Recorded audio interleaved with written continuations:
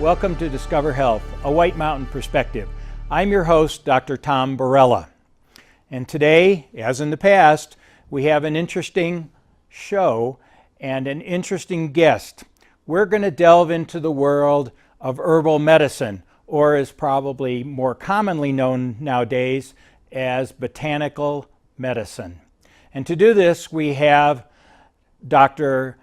Trevor Sexton, a local naturopathic physician whose office is here in Show Low. And to start the program, we'll say good afternoon, Dr. Sexton. Good afternoon. We're glad to have you here and to discuss a topic that is really in all of our lives now, as naturopathic medicine or botanical medicine seems to be a big part of American culture. Yes, it is. It's growing. It's growing tremendously, not only growing. It's like a multi-billion-dollar industry in our country. Why do you think that's such a great part of our society now? Well, a part of it, I think, is a lot of people are used to the conventional model where they go see the doctor, it's a 5-minute visit, and they get a prescription medicine.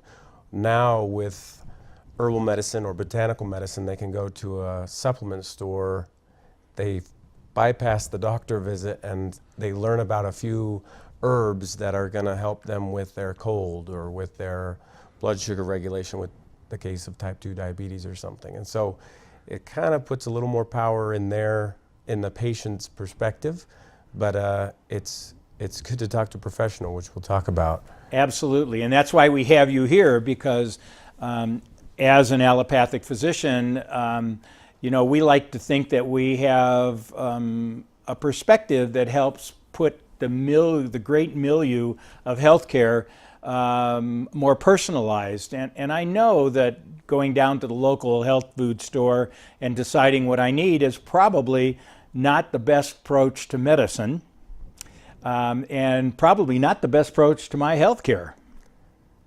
That's true, because one, you don't know your diagnosis. You know a symptom.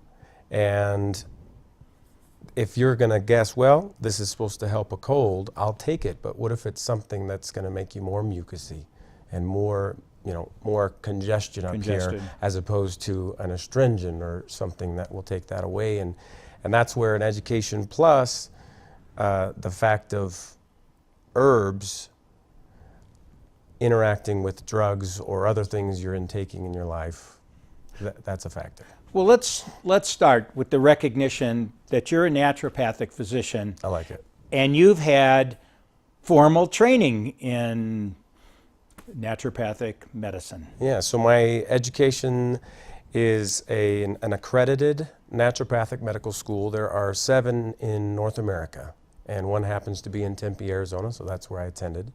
A 4-year accredited naturopathic medical school that gives me not only the base science knowledge with anatomy, physiology, biochemistry, but also clinical experience in the naturopathic world. So my clinical experience isn't quite like you had, but it's catered to what I do. To what you do, every day. And so that is after a bachelor's degree. So you don't go right into naturopathic medical school if you want. You have prerequisites just like you do medical school. And so I had 8 years of schooling, and now I'm currently practicing here in Show Low. After I did an internship. So far, a residency program is not required because we're not nationwide licensed in every state. But it's a good idea to get some extra experience outside of school. And so those are things we can do while in school and then afterwards. And I loved my experience was in Santa Rosa, California, at a clinic called True North, and then I came here and I get to practice what I love. It's a wonderful place to practice. I certainly am happy that you've made that choice. I think it's really important that you mentioned that your training is naturopathic medicine. It's not naturopathy, it's not herbology, it's naturopathic medicine. And that, if I can explain, that is an umbrella that covers several areas of expertise or education, where I do have over 100 hours of pharmacology. So I know pharmaceuticals, and I also know herbs, which we're going to talk about today, and I know homeopathy, and I know physical medicine, much like a chiropractor. Not to the same degree, because they have 4 years of learning the spine. Sure, I understand but that. to a degree where I can say, well, maybe it's a structural issue. And then acupuncture. And so all of these things fit under the umbrella of what I am able to do, licensed here in Arizona. And it allows me, when a patient comes in, to see, okay, which facet should we use as a measure to help you guide yourself to health. Great. So you know, we all have used naturopathic medicines, botanical medicines, for many years. I mean, it predates modern medicine. Yeah, and much of modern medicine comes from extracts of a plant. And so, as you said, it's like we knew of these plants and what they did medicinally, but then as modern science came about, we found that exact component of the plant. Like white willow bark has salicylates, which is for our aspirin. And so they used to just chew on white willow bark, whereas now we take an aspirin. And so a lot of people are looking at, well, maybe there's other components of the white willow bark that have an added effect to help relieve pain or whatever we need. And of course, in the Southwest, we have a lot of digitalis that was used for heart disease. Yeah. And I know the Indians have a considerable amount of armamentarium of plant extracts or plants that do it. And I know we've talked before about, you know, the experience going to China and having a wall full of herbs. But that's not really where we want to go today, Yeah. other than recognize that that's a big part of life. So let's start with asking the question, when a person comes to see you, you know, what are the common reasons that patients would come and see a naturopathic physician? Okay. Well, a common reason are many of the standard American diseases of diabetes type 2, hypertension, high cholesterol, and any sort of autoimmune disease, but typically manifesting as arthritis or just pain throughout the body. And of course, we have the metabolic triad or metabolic syndrome of diabetes, high cholesterol, hypertension. I see that more than anything.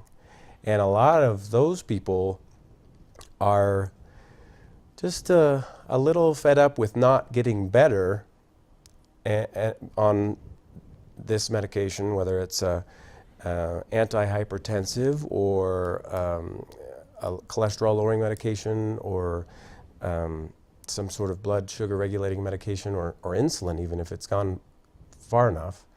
And one of my favorite cases, she showed up in December with that, plus a measure of obesity. She wanted to get to her ideal weight, which was about 30 pounds less. And within 3 months of care, including botanical medicine, but other therapies that I offer, she was 25 pounds lighter and off all of her medications. But the key is she sees me regularly on a weekly basis. So I'm able to monitor these things to make sure she's not entering dangerous territory, which some people they're not aware of. That, okay, this is going to be my cure, but then they don't see anybody and they do it all on their own, and so they get into dangerous places. So you provide a good support system too. It's not only telling them what to do, but the additional support that's necessary. Yeah, we need to see each other regularly until we get you safely at a good level. So when people come to you and with these potential problems, how do you weigh the allopathic approach, statins, for example, for cholesterol, or beta blockers for high blood pressure, versus, actually it's not a versus, it's working within Adjunct, yeah. the botanical approach to facilitate that particular care?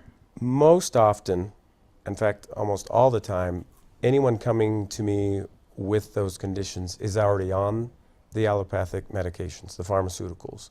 And so I tell them one of my goals is to actually get you feeling so well we don't need those anymore, and we don't need so much of the botanical and supplements that I might offer that where food became your medicine. And so if someone comes to me with a lot of medications, we carefully wean them off of the ones that need to be weaned off of, or get them into a position, let's say their blood pressure is consistently 110/70 after some of the therapy we're doing, we're going to definitely be cutting down on their prescription medication to lower blood pressure, because after a while it might go too low and we don't want that. And so in most cases they're already on allopathic medications, and we're going to simply do naturopathic therapies to get that person well independent of medication.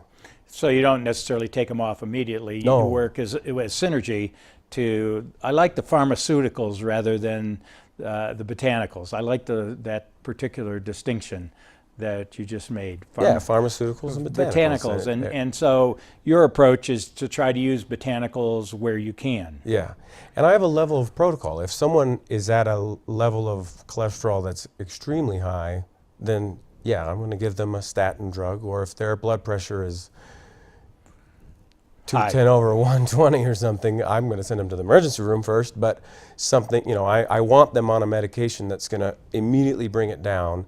And then together for the next 6 months to a year and a half, we're going to work on weight loss, exercise, mobility, things like that, and diet, and using herbal medicines to bring them to a healthy level and make them independent of the medication. So that's typically a more complete approach. I mean, Yeah. allopathic physicians usually use pharmaceuticals to facilitate whatever needs to change in the body physiology. Yeah. And what your approach is really a more total body approach, with not only using a pharmaceutical approach, but a lifestyle change approach. And when people know that the goal is to get them healthy, independent of that medication, they're actually become more willing all of a sudden to walk that half hour in the afternoon when it's a good day, or do what's necessary, understanding that it's not going to be a quick fix. So many people, and this is where it's dangerous, is they stop all their medications because they're tired of taking them. They've got their pill box, and every day they're just annoyed at that because of the way they feel, maybe because of some of the side effects. And then they start doing herbs, and a lot of them don't feel much better taking the herbs, and because of the strong medications they're on, they creep into dangerous territory where their blood pressure can go skyrocketing, or their blood sugar, or if they have acid reflux, that just becomes horrible because they want to go natural. It can't be cold turkey. It has to be a gradual transition to health. So I love the use of herbs, though, adjunct with conventional medicine, though, with pharmaceuticals. We'll talk a little bit about herbs then. So let's talk about diabetes. Know the problem well. Yes. And so type 2 diabetes is where the cells in the body are not receiving the insulin. The insulin receptors on cells are not functioning to the degree where it's drawing the blood sugar into the cell to create an energized cell. Correct. We live off of sugar. We need sugar as human beings. And if it's not going into the right areas of the body, into our organs, those organs are going to fail. Well, some of the common medications are metformin. If it goes to a degree of where it's not controlled even with those drugs, it's going to be insulin to help the body put the sugar in the proper locations. Diet is a huge factor, so I always address diet with all my patients. But some of the herbs we even use in our home are such as cinnamon. Cinnamomum species is the Latin name for it. But to know the difference is there's actually two variants of cinnamon. One that we use as our spice for our oatmeal with a little bit of raisins, and hopefully just raisins and no sugar. Doesn't happen that way, though. No, it doesn't. It doesn't happen that way. But that is the food cinnamon, and then there's a medicinal cinnamon that is more effective, and you need less of it, but you could also use that for culinary purposes. But that I would use as a medicine in a tincture, So that a tincture is when they've extracted medicinal components from the plant through alcohol, leaching the medicine out of the plant. And so then I have an example here, usually is in a bottle like this, found with a dropper. And the way you take it is a few drops or a whole dropper full, depending on the particular medication. Herb. Sorry. So that's okay, it's medicine. Botanical. Botanical medicine, Okay. There we go. So that's one example. And the other example, just for fun purposes, if we can do it today, is Gymnema sylvestre. Now I use this, that's never heard of it. That's a Latin word. I don't even know its common name. I brought that here. Nope, it's just called Gymnema sylvestre. So, okay. a lot of plants have their Latin name and then their common name, and boy, in school that is hard to keep straight. But this helps not only regulate blood sugar levels after meals so that they're not spiking, it puts the sugar from the blood into the cells more effectively, but it also knocks out the sugar receptors on your tongue, so it's a great deterrent for the sweets we often crave after we've eaten lunch or dinner or any meal. Some of my patients, it's all day long. Including the host of this show. And so that sort of herb is going to be helpful in just over time bringing blood sugar levels down. And we can do an example right now. Yes, we talked about that before we came on the air. So I have a sample here, and how you do this, and this is what I tell my patients. This is a fairly safe herb. A whole dropper full is what you'll take, and it's not. Know this, it's good to taste the herbs, but they're not always tasty. But it sends a signal to the stomach and the rest of the body. Prepare for this, you know. And this is? This is papaya, dried papaya sweetened with sugar. Okay. So what am I supposed to do? So I want you to taste it first to know that it's sweet. So you just take a bite. I like papaya, it's sweet. It's sweet. Okay, so what you do is you'll take a dropper full, swish it in your mouth, then swallow, and then taste the papaya again. Give it about 10 seconds after you swish it. The ultimate faith here. This is going to be cool. And so it will literally knock out the ability of your tongue to taste sugar. And so you'll taste everything else except sugar. And when you do something like this, it makes you recognize, wow, a lot of things need sugar. We like I said, our body uses sugar for energy, and so we only crave the sugary things typically. And or if we need salt, we crave the salty. But in this case, I want you to taste this papaya now. I should have brought a garbage can because you might. Oh, no. Is there still sweet to it, or? Not at all. I'm impressed. Not at all. For 2 hours, sorry, I should have asked if you had lunch. You did.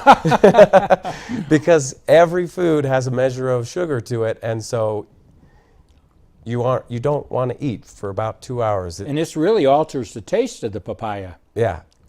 And it's not as pleasing. To some people, it just tastes rotten, so they spit it out because they're like, there should be some sugar I there. can't spit it out on the TV show. No, but you might want to.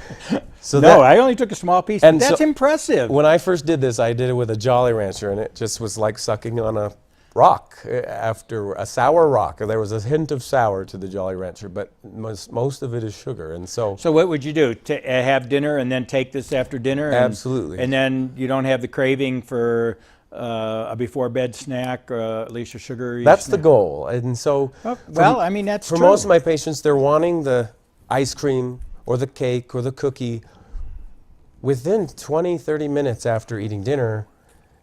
They're craving that. They're wanting that sugar, and that's typical for anyone who has blood sugar. Well, that's a great example, of just how the modification is, and it really did nothing to my body. At least didn't make me. That's the other thing. Over time, as these patients do this, if you're doing it after every meal, it's going to help your body regulate that blood sugar level internally, because you are taking it. You swallowed the herb. Yes, I did. So internally, it's getting into your bloodstream, the medicinal components of the herb, to help regulate your blood sugar, so that's not spiking so high, but also so it's not going so low. because that's when often people crave the sugar. It'll go high after A meal. a meal, and then go really low, and that's when they want that dessert to bring it back up again, and so it's this That's huge why, of cycle. course, that's why, of course, people with type 2 diabetes are obese. It's because 2 hours after you eat, your Yeah. sugar drops, and the way you counteract that is to eat. Yeah. That is the mismatch of insulin release. And So some of my patients, that they start doing this, but they do know that when they want dessert, they do not take that. And so I'll ask them, "Are you still taking that?" "No, I quit because I really wanted my ice cream." ice cream and stuff like that. So that is a great example, I think, of the approach. Now, one of the other things that's important for people to understand is what the approach to eating right is.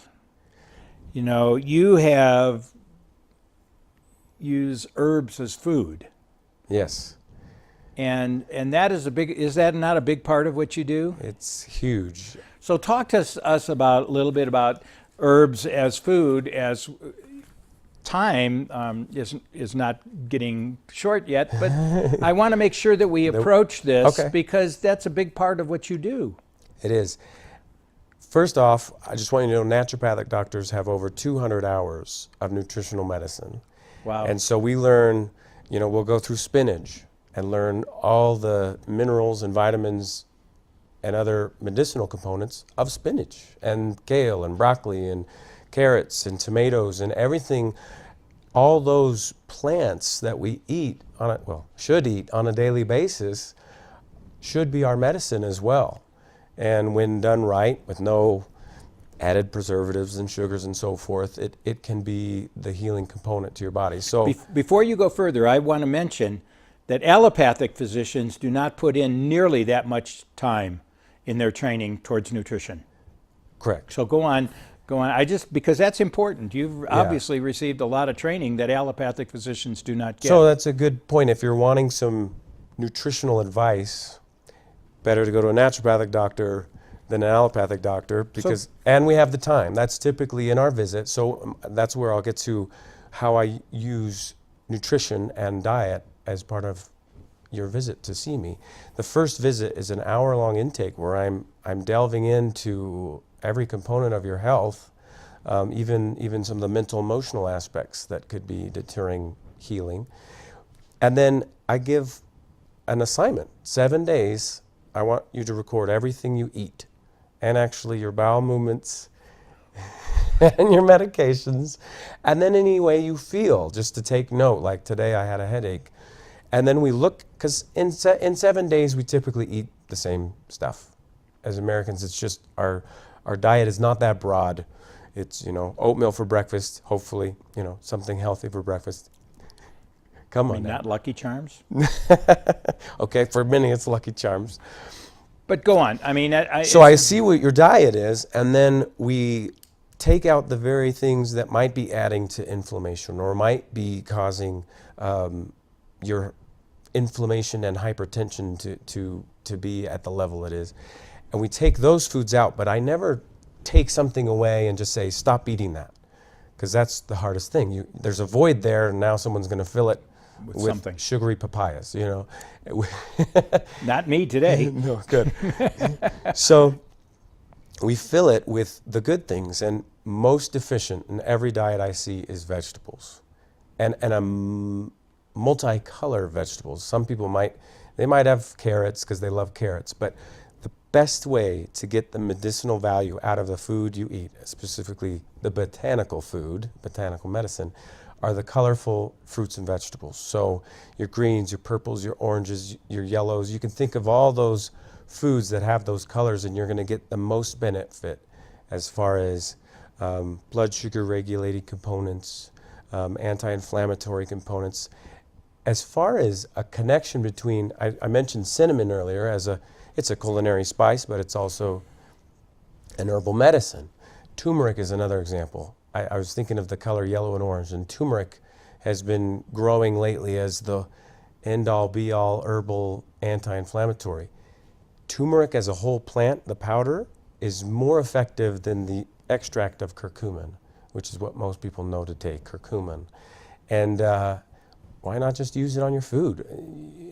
You've traveled the world. Delve into the spices that the world uses in China and Thailand and India and in Greece and everywhere. There's medicines. Rosemary, we all know the rosemary plant. That's wonderful in food. And so using these things in addition to your tomato, your carrot, your potatoes. For years we've used chamomile tea or peppermint tea. Yes. And aloe as... Well, even green tea and black tea are an herb.